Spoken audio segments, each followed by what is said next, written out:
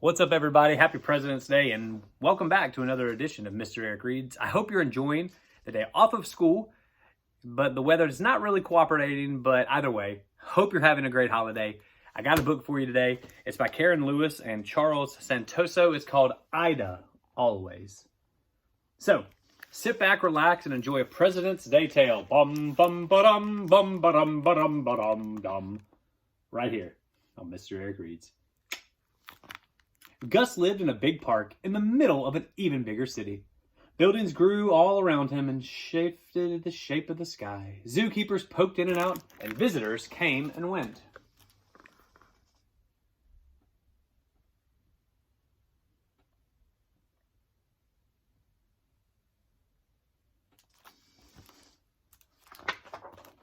But every morning, when keys clicked and shoes clacked, Gus crawled out of his cave and spent his day with Ida.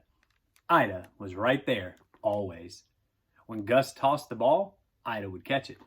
And when Gus splashed water, Ida was there to splash him right back. They chased and they raced until the school bells rang.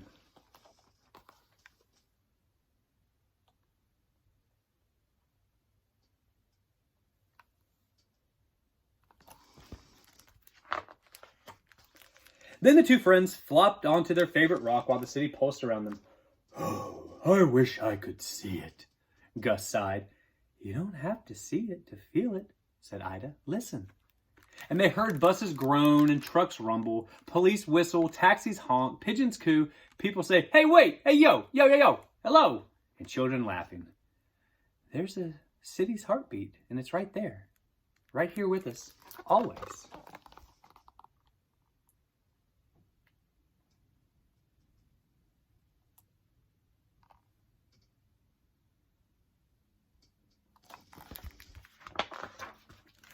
When the sky grew dark, Gus and Ida waved goodnight and they crawled off to their caves.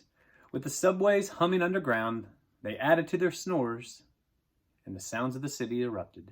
Every day was the same. Until one day, when the keys clacked, shoes clacked, and Gus crawled out.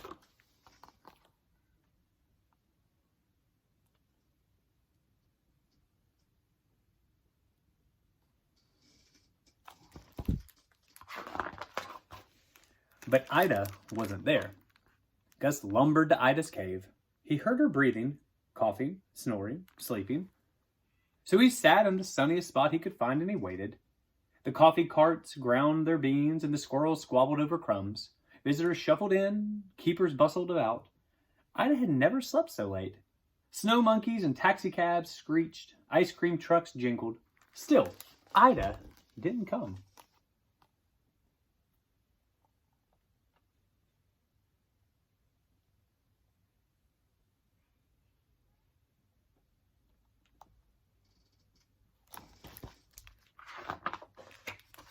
Keeper Sonia came instead. Sonia told Gus that Ida was very sick. Usually there's a way to make a sick bear better, but this time it was different. Ida wouldn't hurt, but she would get tired and too weak to swim and play. And one day, when her body stopped working, Ida would die. Sonia's voice was very soft.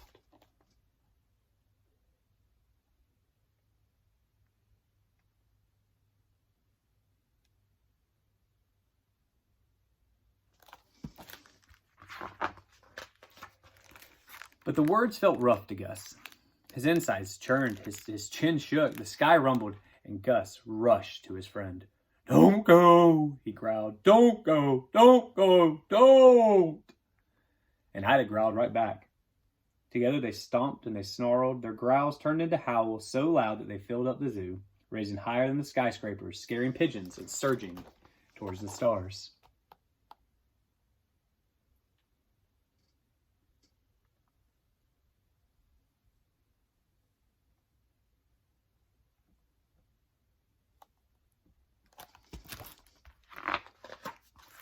And then they stopped.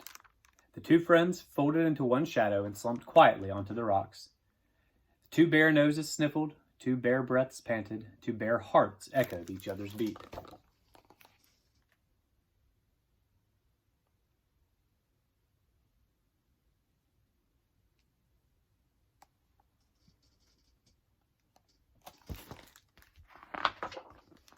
A plane roared overhead. Gus and Ida wondered where it was going. They wondered where Ida was going too. They wondered and guessed and imagined as they whispered nose to nose. "Wherever I go," said Ida, "I bet I'll always smell your fishy breath." And that made Gus smile. He wasn't sure if he should, but Ida was giggling too. And they let their laughs bounce back and forth between them.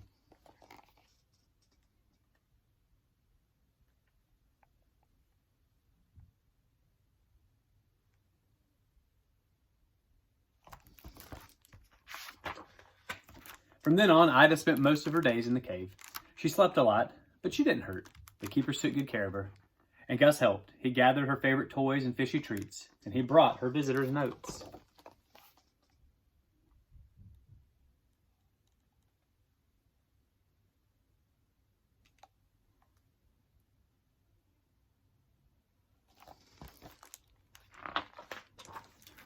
There were growling days and laughing days, and days that mixed them up.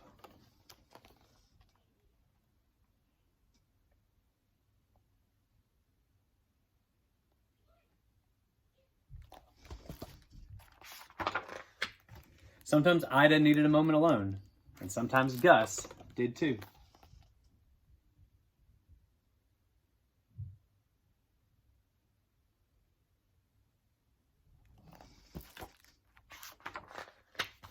But at the end of each day, Gus always told Ida, "I'll miss you."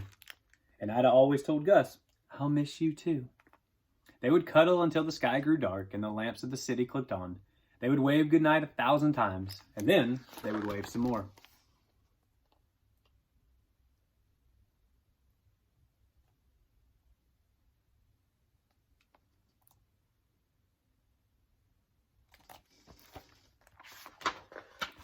Then, one sunny day, when Gus smoothed over Ida's fur, Ida curled into a quiet.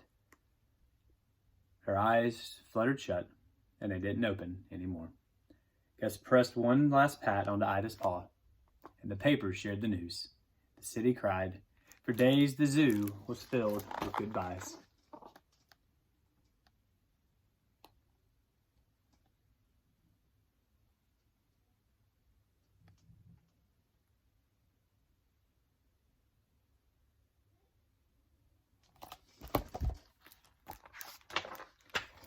Now, when the keys click and the shoes clack, Gus crawls out of his cave, knowing that Ida won't be there. He dives and swims alone, and he eats his lunch with Sonia, and they roll Ida's favorite yellow ball.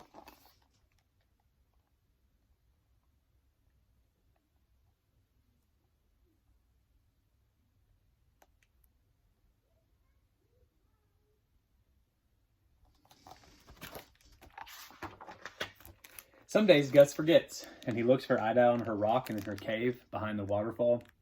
But then he remembers that she isn't there, and he rests in the shadows.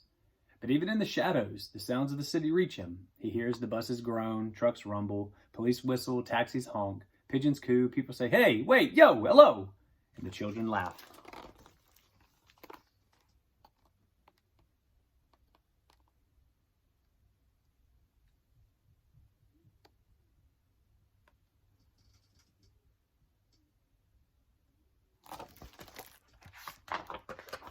And Gus smiles.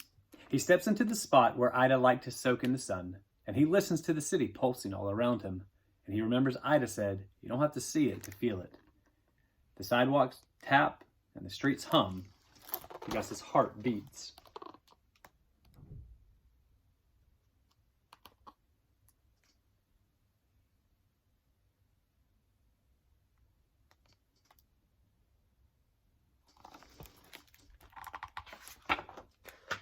And Ida is right there. Always. The end. That was Carol Levis and Charles Santoso's Ida Always, right here on Mr. Eric Reads. I hope you guys enjoyed that story, and I hope that you are having a great Monday. Please continue to stay safe and healthy. Wash your hands. Oh, it's a toy I just found. And please practice kindness in everything that you do. And until next time, Mr. Eric, signing off.